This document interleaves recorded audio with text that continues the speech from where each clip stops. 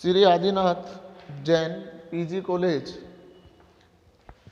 BCom second year, ABST का ये कालांश है बच्चों, बीकॉम सेकेंड ईयर, जिसमें हम एबीएसटी सेकेंड का अध्ययन कर रहे हैं, यानी कॉस्ट अकाउंटिंग का। तो पूर्व की कक्षाओं का आपने अध्ययन कर लिया होगा बच्चों अच्छे से, यानी बीकॉम पार्ट सेकंड, एबीएसटी सेकंड पढ़ रहे हैं, कॉस्ट अकाउंटिंग यानी लागत लेखांकन,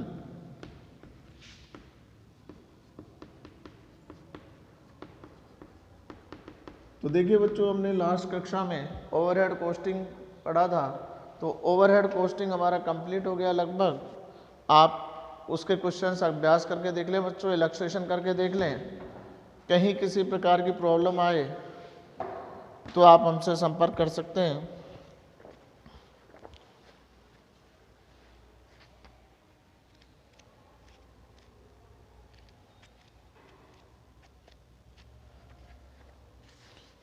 आज हम नया चैप्टर नंबर 9 लेसन 9 यूनिट और आउटपुट कॉस्टिंग मेथड,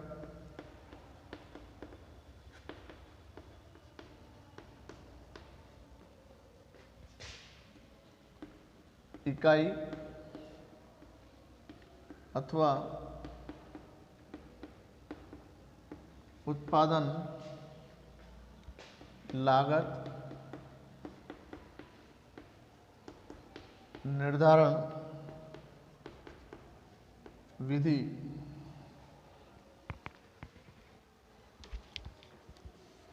तो देखिए बच्चों, हम मैन्युफैक्चरिंग कंपनी या मैन्युफैक्चरिंग प्रोडक्ट जब की कैलकुलेशन करना चाहते हैं कॉस्ट, तो हम इकाई लागत का विधि करते हैं बेटा, जहाँ पर प्रत्येक यूनिट की कॉस्ट को कैलकुलेट करते हैं। सिंगल आउटपुट और unit costing is a method of costing by the unit of production where manufacturing is continuous and the unit are additional of can made by means of ratios।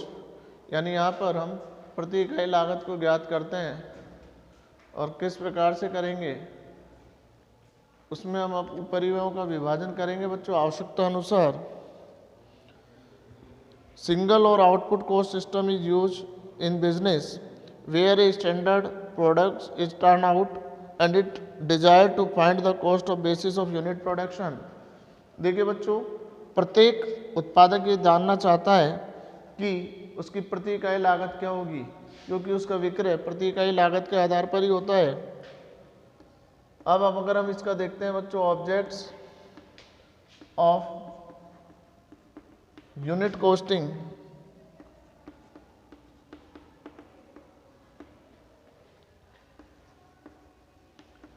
इकाई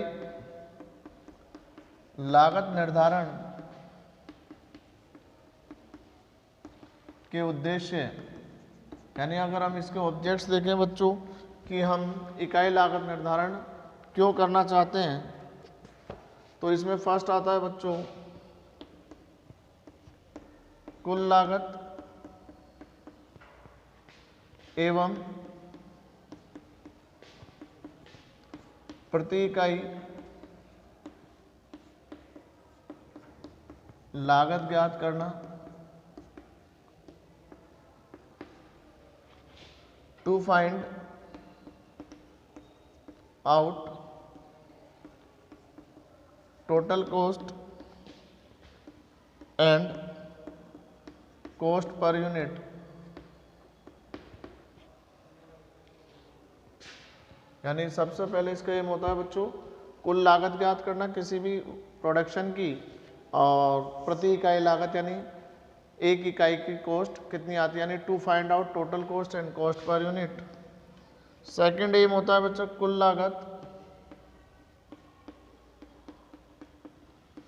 का विश्लेषण करना,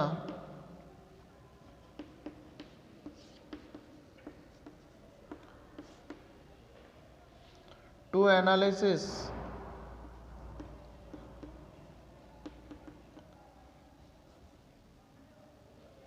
एनालिस the total cost, यानी total cost में बेटा किस किस का कितना भाग प्रदर्शित है, यानी संबंधित आंकड़ों में ये प्रदर्शित किया जाता है कि प्रत्येक प्रकार की लागत की विस्तृत जानकारी हो जाती है। यानी हम यहाँ पर जब पढ़ेंगे बच्चों prime cost, factory cost, total cost सभी को ज्ञात करेंगे तो हमको ये ज्ञात हो जाता है बच्चों किस स्तर पर कितना खर्चा हो रहा है, यानी हम उसका स्टेप बाय स्टेप एनालिसिस करते हैं। तुलनात्मक अध्ययन होता है,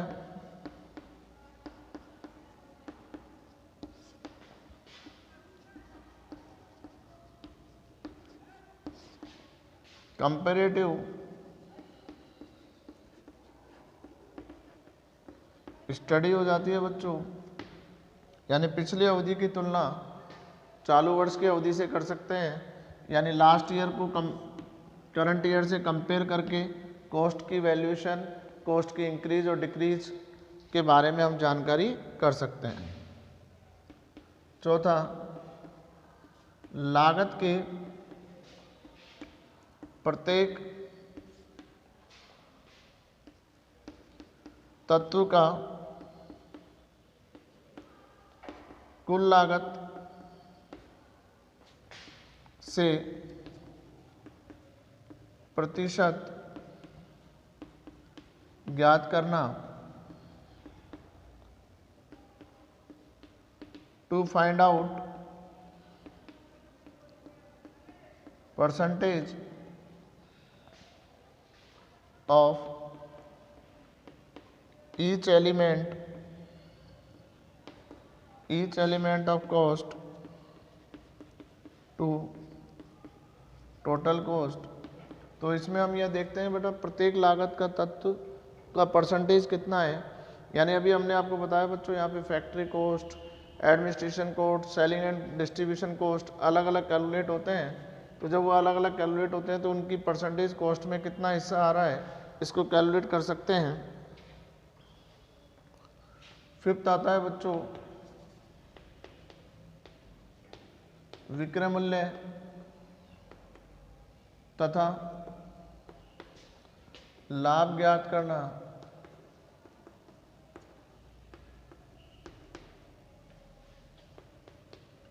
to find out selling price and profit,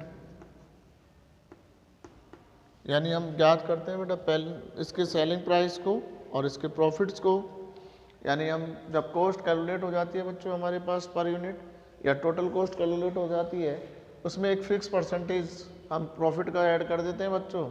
ये प्रॉफिट की जो परसेंटेज होगी वो लागत पे होगी या विक्रय मूल्य पे होगी, जितनी भी दे रखी होगी बेटा जिस अनुसार हमारे को क्वेश्चन में होगी उसके अनुसार हम प्रॉफिट को ऐड करके कॉस्ट में सेलिंग प्राइस को कैलकुलेट कर लेते हैं बच्चों। उसके बाद आता है 6 निविदा मूल्य ज्ञात करना, टू फाइंड आउट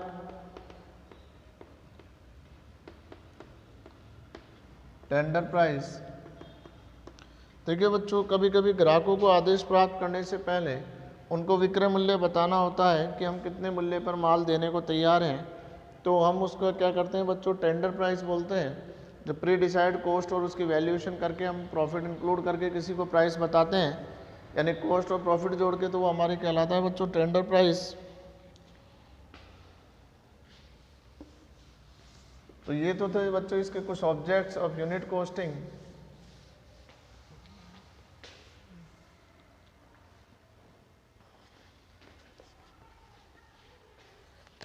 इसमें आपको बच्चों कुछ चीज़ें ध्यान रखनी है कि कॉस्ट यूनिट किस तरह से होगी, यानी माइंस में होगा बच्चों खान, यानी माइंस में आपको पर टन कैलकुलेट करना है।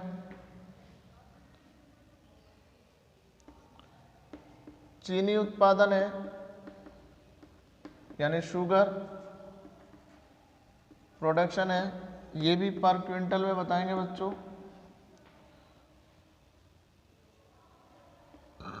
दुग्ध उत्पादन यानी मिल्क प्रोडक्शन है तो लीटर में बताएंगे बच्चों, पर लीटर। कोयला उत्पादन है यानी कोल प्रोडक्शन है तो पर टन बताएंगे बच्चों।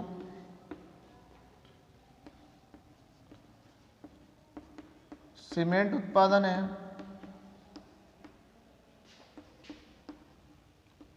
सीमेंट प्रोडक्शन है तो पर टन या पर बैग।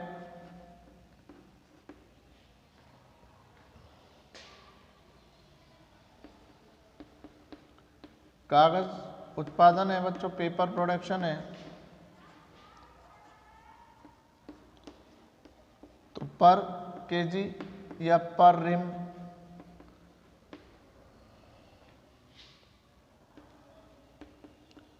आटा उत्पादन है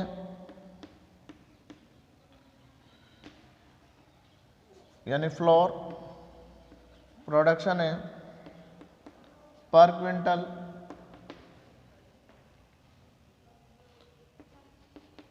स्टील उद्योग है बच्चों, स्टील प्रोडक्शन पर टन। ईंट का उत्पादन है तो जैसे बच्चों 1000 ईंट, और बिजली का उत्पादन है तो पर किलोवाट। तो जिसमें हम परचेज सेल्स जर्नल जीवन में देखते हैं उस आधार पर यूनिट कॉस्ट कैलकुलेट करेंगे बच्चों। तो ये था यूनिट का, यानी जर्नली हम जिसमें बताते हैं, जैसे कोई चीज़ दर्जन में बता रहे हैं, कुछ लीटर में बताते हैं, कुछ किलोग्राम्स में बताते हैं, तो उसी के अकॉर्डिंग आप इनको कैलकुलेट करेंगे। अब आता है बच्चों इकाई लागत ज्ञात करने की विधियाँ। यानी हम जब पर यूनिट कॉस्ट निकालेंगे तो उसको ज्ञात करने की कुछ विधियाँ होंगी, तो उनकी बात करते हैं। यानी इसमें हमारा टॉपिक आता है बच्चों इकाई लागत ज्ञात करने की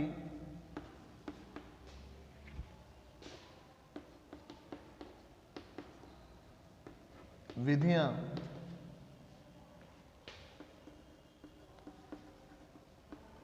मेथड सर्टेनिंग यूनिट कॉस्ट, यानी कुछ मेथड दिया है बच्चों। पहला आता है लागत पत्र, कॉस्ट शीट। इसमें पर यूनिट और अमाउंट दोनों कैलकुलेट करते हैं बच्चों। दूसरा आता है लागत विवरण,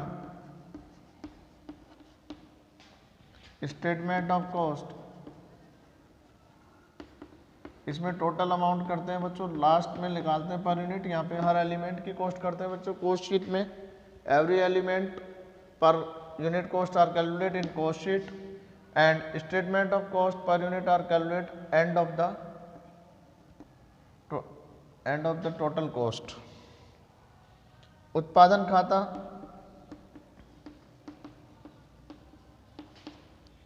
प्रोडक्शन अकाउंट। जो संस्थाएं वस्तु का निर्माण करती हैं बच्चों वो प्रोडक्शन अकाउंट बनाती हैं। तो 3 विधियां हो गई बच्चों आपकी। कॉस्ट शीट, यानी cost sheet is schedule of documents which provide for the assemble of the estimated detail cost in respect of cost centre और कॉस्ट यूनिट। यानी इसमें बेटा प्रति इकाई प्रत्येक मद की रकम अलग अलग दिखाएंगे, या अपन इसको यूँ कह सकते हैं, cost sheet are prepared for the use of management and consequently they must include in the essential detail which will be assessed the manager in checking the efficiency of production. तो देखिए बच्चों ये था हमारा लागत ज्ञात करने का तरीका। अगर हम देखते हैं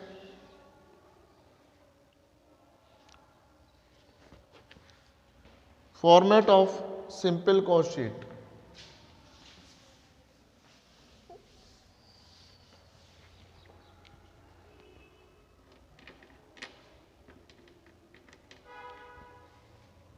यानी हम कैलकुलेट करें बच्चों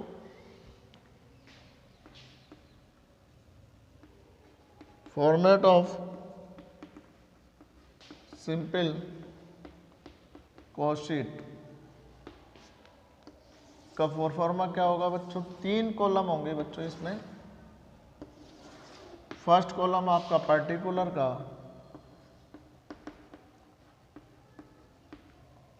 सेकंड टोटल कॉस्ट का, total cost rupees, cost per unit rupees. First में अपन लिखेंगे बच्चों सबसे पहले डायरेक्ट मटेरियल, सिंपल देख रहे हैं बेटा इसका।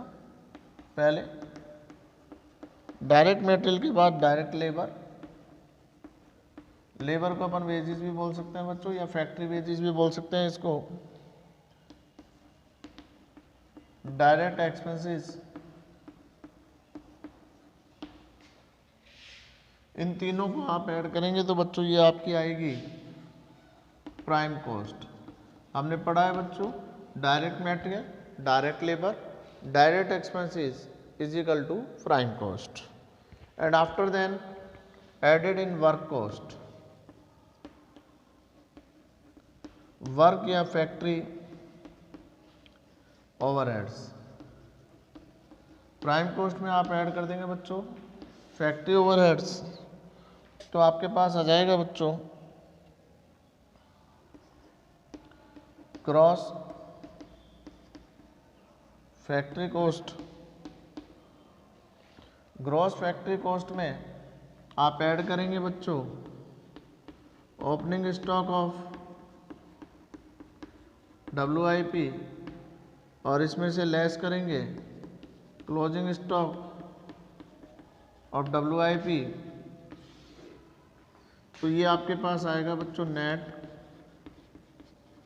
Factory cost. फैक्ट्री कॉस्ट में आप ऐड करेंगे बच्चों ऑफिस या एडमिनिस्ट्रेशन ओवरहेड, ऑफिस बोल सकते हैं बच्चों इसको, एडमिनिस्ट्रेटिव ओवरहेड्स बोल सकते हैं, ऐड कर देंगे इसमें, तो ये हमारे पास आ जाएगा बच्चों कॉस्ट ऑफ प्रोडक्शन।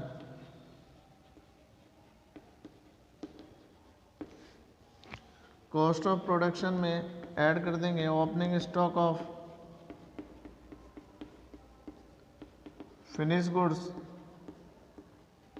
और डिडक्ट यानी लेस करेंगे बच्चों इसमें से closing stock of finish goods.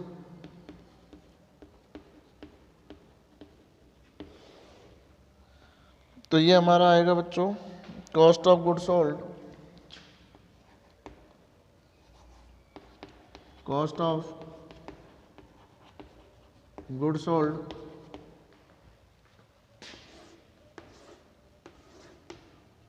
Cost of goods sold में आप ऐड करेंगे बच्चों selling and distribution overheads, add कर देंगे तो बच्चों ये हमारा आ जाएगा टोटल कॉस्ट। टोटल कॉस्ट में आप ऐड कर देंगे प्रॉफिट,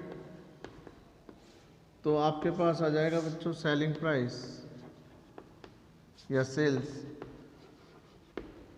तो देखिए बच्चों जो स्टार्टिंग आप करेंगे सबसे पहले आप क्या करेंगे, डायरेक्ट मटेरियल, डायरेक्ट लेबर और डायरेक्ट एक्सपेंसेस तीनों को ऐड करेंगे, तो आपके पास कैलकुलेट होके आएगा बच्चों कौन सी cost, prime cost. Prime cost में आप ऐड करेंगे बच्चों वर्क या फैक्ट्री ओवरहेड, तो कैलकुलेट होके आएगा बच्चों आपके पास ग्रॉस फैक्ट्री ओवरहेड या ग्रॉस फैक्ट्री कॉस्ट। ऐड करेंगे इसमें बच्चों ओपनिंग स्टॉक ऑफ WIP और लेस करेंगे क्लोजिंग स्टॉक ऑफ WIP, तो आपसे कैलकुलेट होगा बच्चों net factory cost. Net factory cost में ऐड करेंगे ऑफिस या एडमिनिस्ट्रेशन ओवरहेड, तो कैलकुलेट होके आएगा बच्चों cost of production. Cost of production में ऐड करेंगे opening stock of finish goods और लेस करेंगे closing stock of finish goods, तो कैलकुलेट होगा cost of goods sold. Cost of goods sold में ऐड करेंगे बच्चों सेलिंग एंड डिस्ट्रीब्यूशन ओवरहेड, तो हमारा इससे कैलकुलेट होगा बच्चों टोटल कॉस्ट, और टोटल कॉस्ट में ऐड कर दोगे प्रॉफिट, तो आपके पास कैलकुलेट होकर आ जाएगा बच्चों सेल्स। तो देखिए बच्चों इस तरीके से आपको कैलकुलेट करना है, कॉस्ट शीट बनानी है, और तो एक अमाउंट टोटल का और एक पर यूनिट का। और अगर अपन इसको determine of format of cost sheet देखें, तो देखिए बच्चों अगर आप इसकी कॉस्ट शीट को विस्तृत रूप से देखें कि किस प्रकार बनाई जाएगी, तो आप देखिए बच्चों format of detail cost sheet for the period, यानी जिस टाइम पीरियड की हम कैलकुलेट कर रहे हैं, आउटपुट लिखेंगे बच्चों कितनी यूनिट्स हो रहा है ऊपर, 3 कॉलम बनाएंगे बच्चों पर्टिकुलर का, टोटल कॉस्ट का, कॉस्ट पर यूनिट का। सबसे पहले हम कैलकुलेट करेंगे बच्चों डायरेक्ट मटेरियल कंज्यूम्ड। किस प्रकार कैलकुलेट करेंगे बच्चों, तो डायरेक्ट मटेरियल कंज्यूम्ड को opening stock of material plus purchase plus carriage inward plus custom duty and octroi plus dock charges plus freight inward plus preliminary packing material, यानी आपको सारे expenses जोड़ने बच्चों जो मटेरियल से रिलेटेड हों। लेस करेंगे इसमें से क्लोजिंग स्टॉक ऑफ मटेरियल, तो ये आपका कैलकुलेट होकर आएगा बच्चों रॉ मटेरियल कंज्यूम्ड, जिसको हम लिखेंगे। इसमें ऐड करेंगे बच्चों direct wages, royalty of non production और अदर डायरेक्ट एक्सपेंसेस यानी चार्जेबल एक्सपेंसेस के नाम से। यानी आपने देखा बच्चों प्राइम कॉस्ट ओपनिंग स्टॉक कैसे निकाला, जो अभी हमने आपको कराया था बेटा, वो तो कैसी थी आपकी,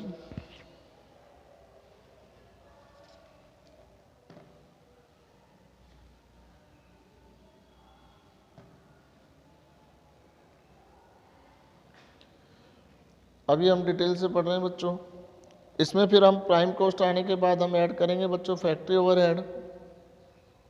फैक्ट्री ओवरहेड में बेटा फैक्ट्री से रिलेटेड आइटम लिखेंगे, जैसे factory rent and insurance, factory lighting, factory supervision, drawing office salary. Drawing office salary होता है बेटा जो नक्शा बनाने के लिए खर्चे किए जाते हैं, वो किस नाम से आएंगे, ड्राइंग ऑफिस सैलरी के नाम से आएंगे।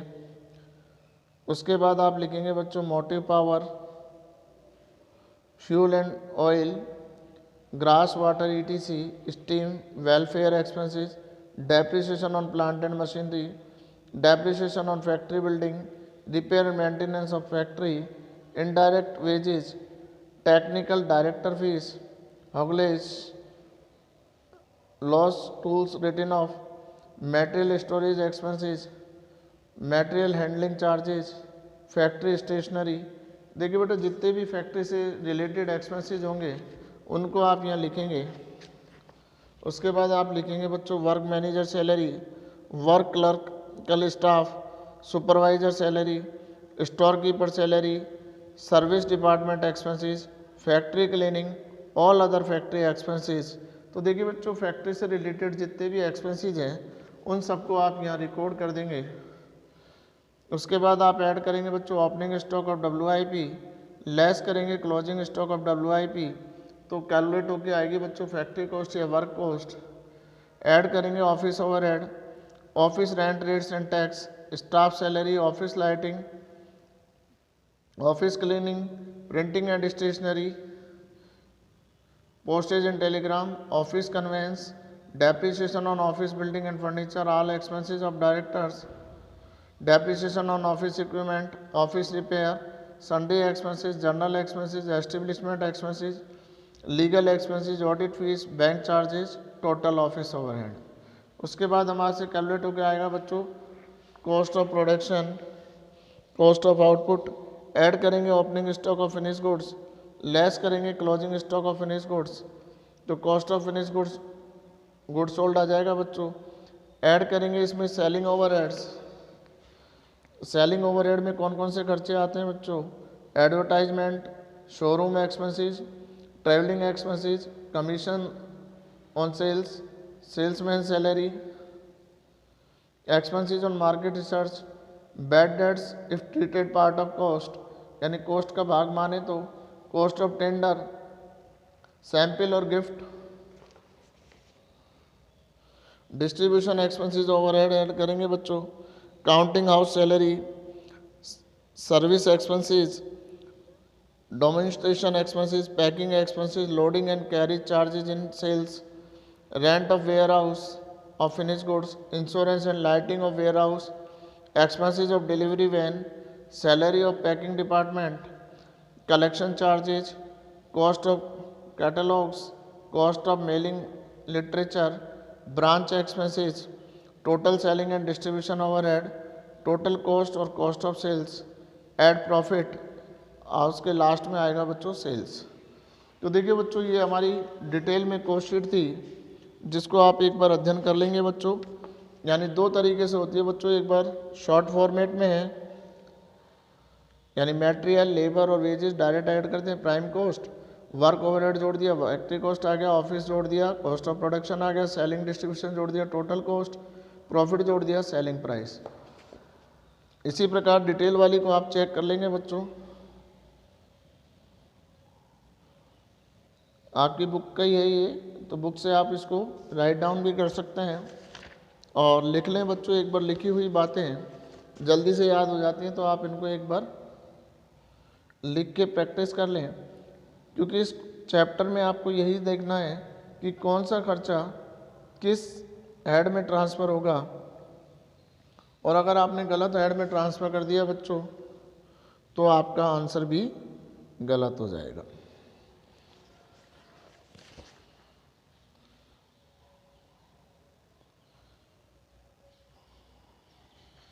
तो ये तो हमारा था बच्चों फॉर्मेट ऑफ कॉस्ट शीट।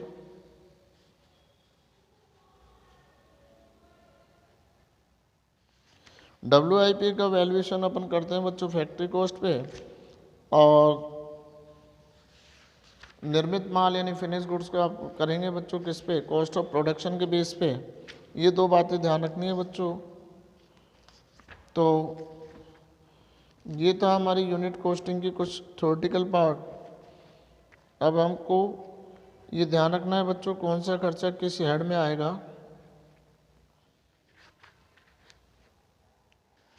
तो इससे संबंधित क्वेश्चंस हम करेंगे कल से। तो आपको एक बार ये ध्यान होना चाहिए बच्चों कौन सी चीज़ें किस हेड में आती हैं।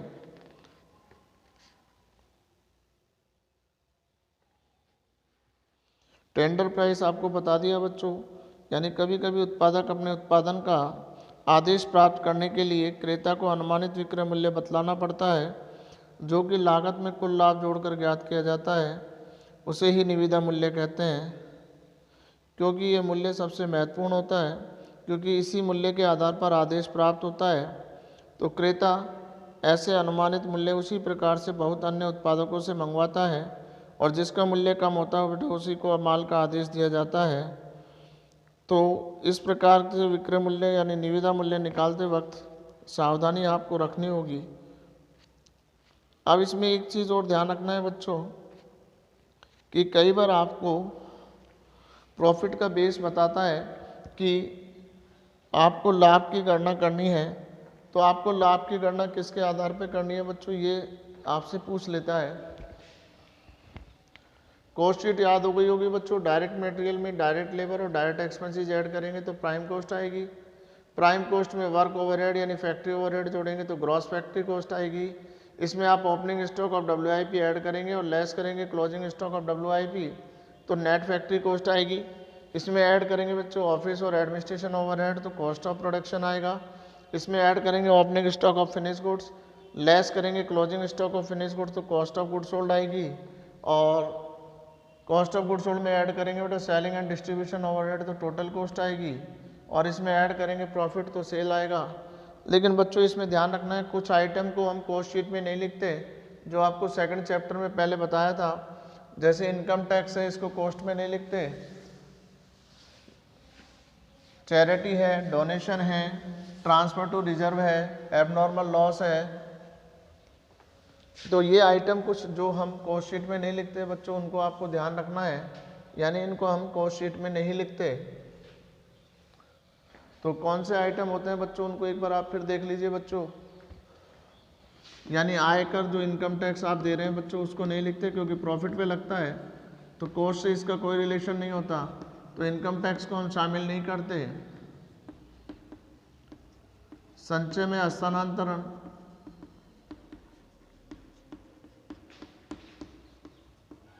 यानी ट्रांसफर टू रिजर्व, ये कॉस्ट का पार्ट नहीं होता बच्चों। इनकम कोई सी भी हो इसमें इंक्लूड नहीं करेंगे बच्चों।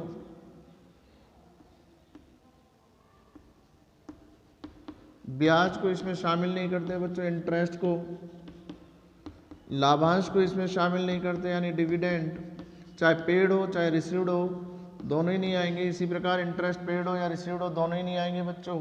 इनकम कोई सी भी नहीं आएगी। डूबत ऋण की पुनः प्राप्ति,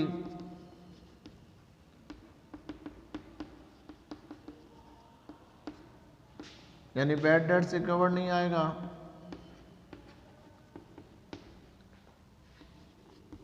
आयोजन नहीं आएगा बच्चों कोई सा भी, जैसे डूबत ऋण आयोजन बनाया, भट्टे के लिए आयोजन बनाया, provision for discount on debtors, provision for bad debts या प्रोविजन फॉर डाउटफुल डेट्स, तो किसी भी प्रकार के आयोजन को नहीं लिखते बच्चों।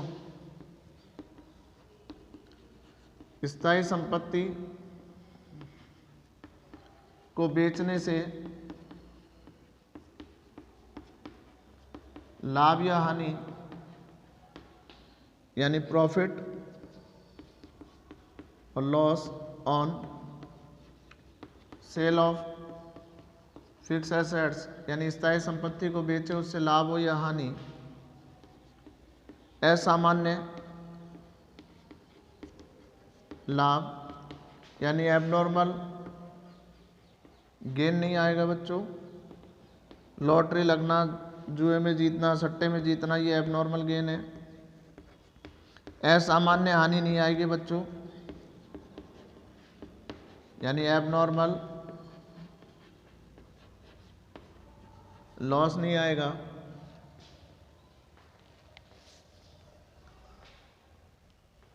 हस्तांतरण शुल्क नहीं आएगा बच्चों, जो अंशों के हस्तांतरण पर लगते हैं, यानी ट्रांसफर फीस। बैड डेट्स आ जाएगा बच्चों अगर कॉस्ट का भाग मान रहे हो तो, यानी ये कुछ मदें हैं बच्चों जिनको आपको लागत लेखों में सम्मिलित नहीं होती है, यानी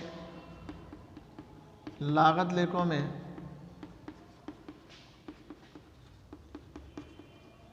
शामिल नहीं करेंगे। यानी आयकर आप कितना भी दे दो बच्चों, इसको शामिल नहीं करता है, क्योंकि आयकर लाभ पे लगता है, तो लाभ पे लगने वाली चीज़ें इसमें नहीं आएंगी बच्चों।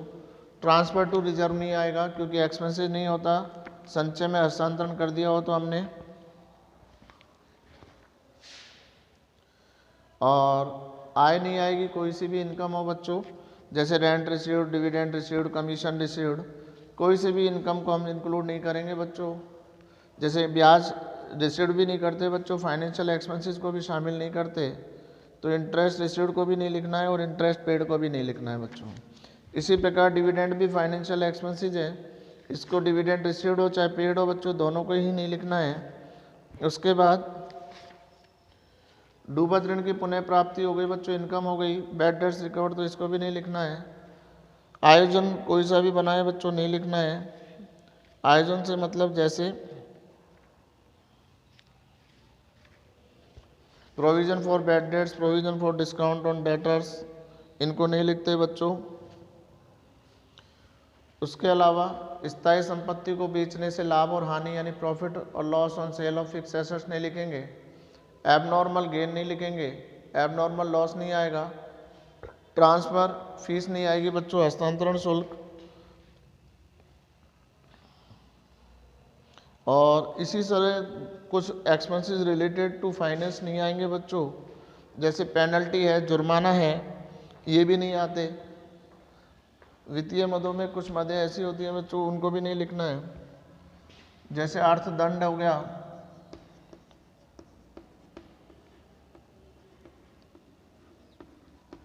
पेनल्टीज हो गई, जुर्माना है, फाइन्स हो गया, नहीं लेंगे बच्चों। हर्जाना है, डैमेजेस, नगद बट्टा नहीं लिखना है बच्चों। कैश डिस्काउंट, फाइनेंशियल मद में आता है बच्चों, नहीं लिखना। डिविडेंड इंटरेस्ट नहीं लिखेंगे बेटा, कमीशन दलाली कुछ भी नहीं लिखेंगे, ट्रांसफर फीस।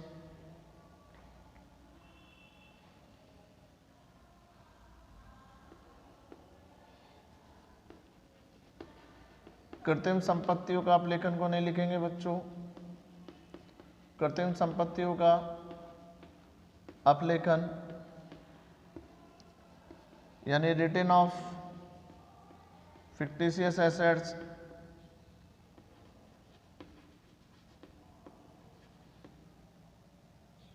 और अमूर्त संपत्ति को अपलिखित नहीं लिखेंगे बच्चों, अमूर्त संपत्तियों का अपलेखन जैसे गुडविल, पेटेंट, कॉपीराइट, ट्रेडमार्क, बेटा ये हमारी क्या होती है, अमूर्त संपत्ति। रिटर्न ऑफ इंटेंजिबल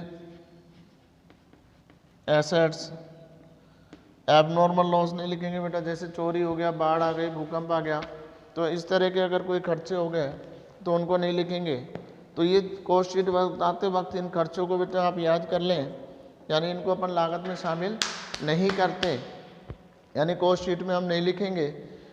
तो कौन कौन से खर्चे हुए बच्चों, जैसे इनकम टैक्स को नहीं लिखेंगे, संचय में ट्रांसफ़र कर दिया तो नहीं लिखेंगे, आय को नहीं लिखेंगे, ब्याज नहीं लिखा जाएगा, लाभांश डिविडेंड नहीं लिखेंगे, डूबत ऋण की पुनः प्राप्ति नहीं लिखेंगे, आयोजन नहीं आएगा, स्थायी संपत्ति को बेचने का लाभ को शामिल नहीं करेंगे, profit on sale of fix assets नहीं लिखेंगे,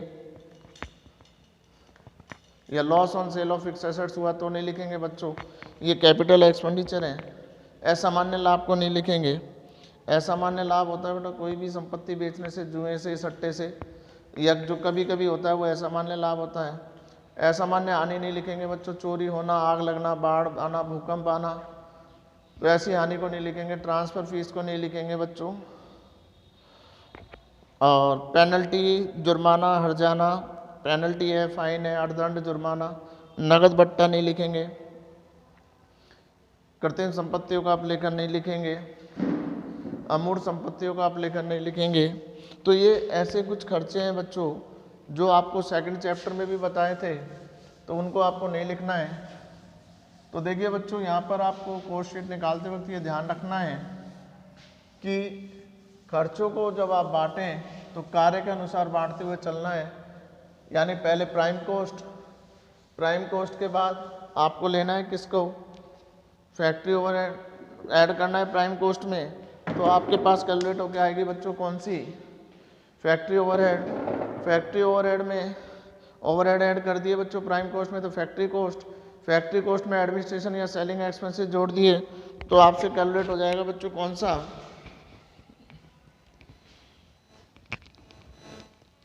कॉस्ट ऑफ फैक्ट्री कॉस्ट में एडमिनिस्ट्रेशन जोड़ दिए तो कॉस्ट ऑफ प्रोडक्शन, और कॉस्ट ऑफ प्रोडक्शन में अगर आपने ऐड कर दिया, कॉस्ट ऑफ प्रोडक्शन में आपने ऐड किया opening stock of finish goods और closing stock of finish goods, तो कॉस्ट ऑफ गुड्स सोल्ड, और कॉस्ट ऑफ गुड्स सोल्ड में आपने ऐड कर दिया सेलिंग एंड डिस्ट्रीब्यूशन,